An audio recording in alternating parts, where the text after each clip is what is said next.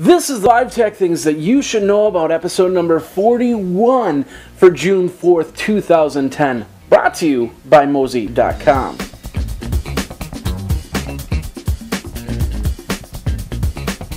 Welcome to the 41st edition of the 5 tech things you should know about for June 4th, 2010. My name is Jeffrey Powers, www.tvazine.com in association with geekazine.com.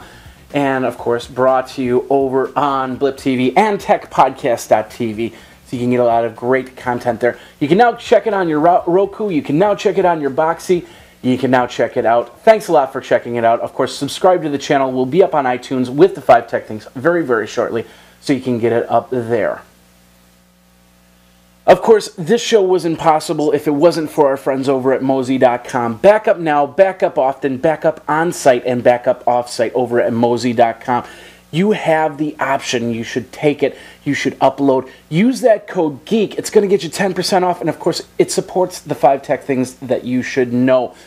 Price of a hard drive, $495, one computer, especially if you've got a laptop. You want to upload that stuff and get your pictures, your data, your audio, your video, your life backed up. And of course, they have the option so you can now back up onto an on-site drive. So if you need to download it very quickly or don't have an internet connection, need to restore a file, you can do that now. That's over at Mozy. Backup now, backup often, backup on-site and off-site over at Mozy.com. All right, ladies and gentlemen, this is your opportunity to win a lot of cool prizes with the Summer of Podcast 2 contest over at podcastmadness.com. Your code for today is MADNESS, M-A-D-N-E-S-S.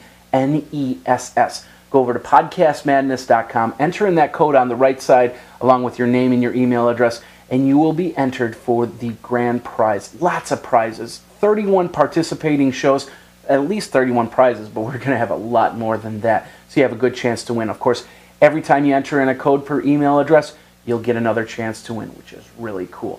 Podcastmadness.com, it's the Summer of Podcast 2 contest. And if you're a podcaster, you should go over there and sign up. We're still accepting podcast registration. All right, this week we're going to talk about AT&T. We're talking about their change in the iPhone plan. Yes, no more unlimited iPhone data plans, that is. They're changing the price plans. $15 and $25. $15 you get 200 megabytes. $25 you get about, I think it's 2 gigabytes. Yes, it is 2 gigabytes.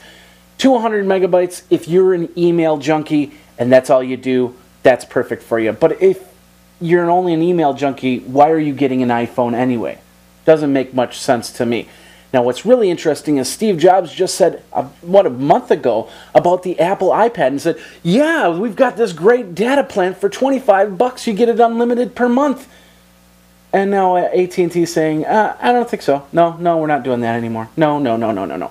So now, if you've got an unlimited plan, my iPhone, it's safe. I still have the unlimited plan until the contract runs out.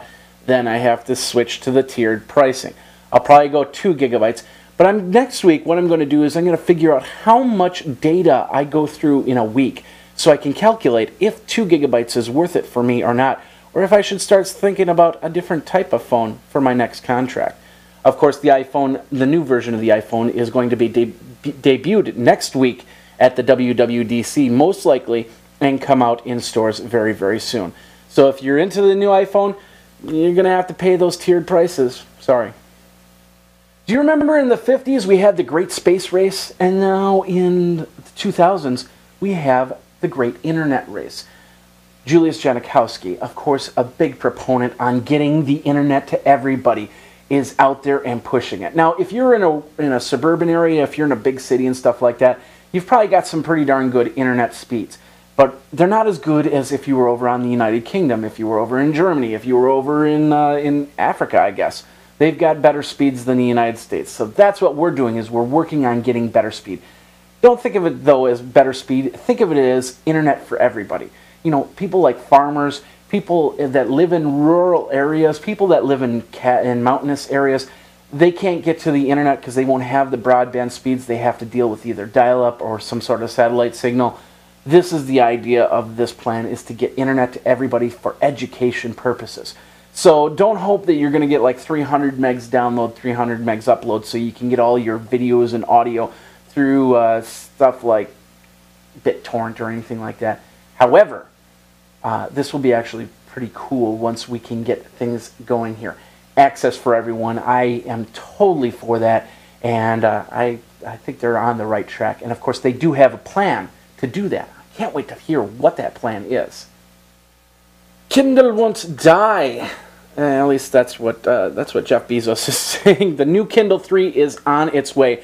A lot of people are speculating that's going to have a touch screen, which is going to be a very added feature for the Kindle.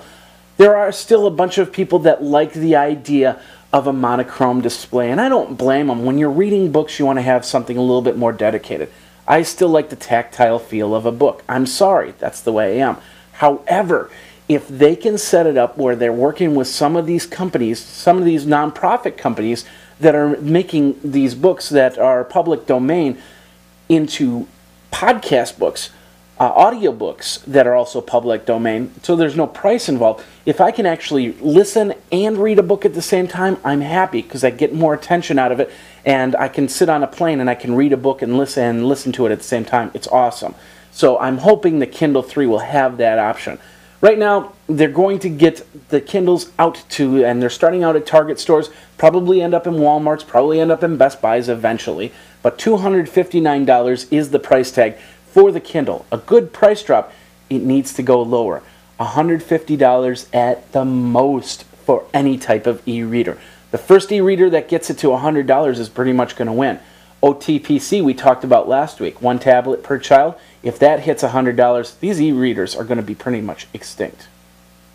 Alright, I tried to get away from phones, but phones seem to cover this week, and this week it's the first 4G phone that's coming out.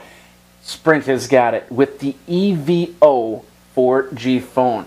It's going to be about $200 with the contract, but it's got some really cool features to it. A big one, of course, being 4G, Wi-Fi or WiMAX type access. But it's also got an HDMI out port, so you can actually record videos and then hook it up to your TV and watch those videos with your family, with your friends.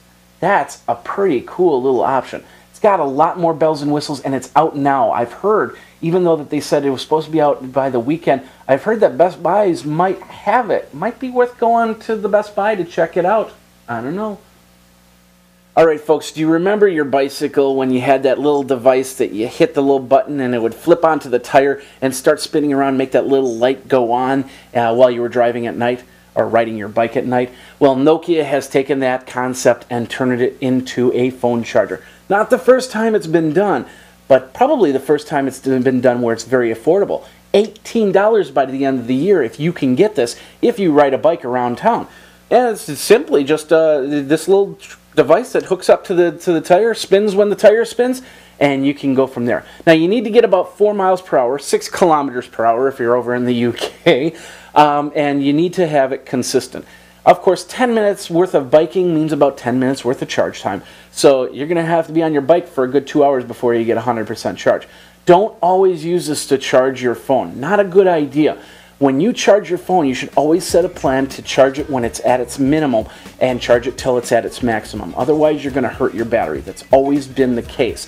But if you need a couple minutes of extra time, this might be a good little device to have. Of course, we're going to be reviewing a few different chargers coming up very soon on the Geekazine Review, so watch out for that in the coming weeks.